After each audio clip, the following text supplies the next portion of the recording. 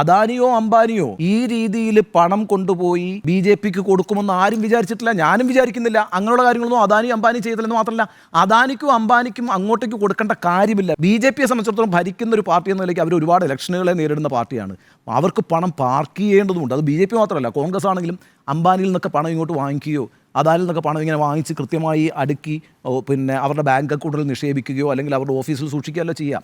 ആ മണി അവിടെ പാർക്ക് ചെയ്യപ്പെടും. പാർക്ക് ചെയ്യാമെന്നാണ് അതിന് പറയുക. ആ മണി പാർക്ക് ചെയ്യുന്നത് എന്തിനാണെന്ന് വെച്ചാൽ ഇലക്ഷൻ്റെ സമയമാകുമ്പോൾ അവർ ഓരോ സഹായങ്ങളായിട്ട്, അത് ഹെലികോപ്റ്ററായിട്ട് വരും, അത് ഫ്ലക്സ് അടിക്കുന്നതായിട്ട് വരും, അത് സോഷ്യൽ മീഡിയയിൽ കണക്ട് ചെയ്തതായിട്ട് വരും. അങ്ങനെ പല രീതിയിൽ അവരെ എക്വിപ്പ് ചെയ്ത് കൊടുക്കും. അതിന് ഒരിക്കൽ പോലും അദാനി പോയിട്ട് 1000 കോടിയുടെ ഇലക്ട്രൽ ബോണ്ട് വാങ്ങി പിന്നെ BJPക്ക് കൊടുക്കുമെന്ന് ഞാൻ കരുതുന്നില്ല. അത്തരം മണ്ടത്തരങ്ങളൊന്നും കാണിക്കത്തില്ല അവർക്ക് അതിൻ്റെ ആവശ്യവുമില്ല.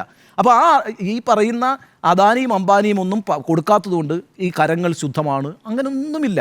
ഈ സമയത്ത് ഈ ഡീറ്റെയിൽസ് മുഴുവൻ അറിയാൻ കഴിയുകയാണെങ്കിൽ അതൊരു നല്ല സാഹചര്യം ജനാധിപത്യത്തിനുണ്ടാക്കും.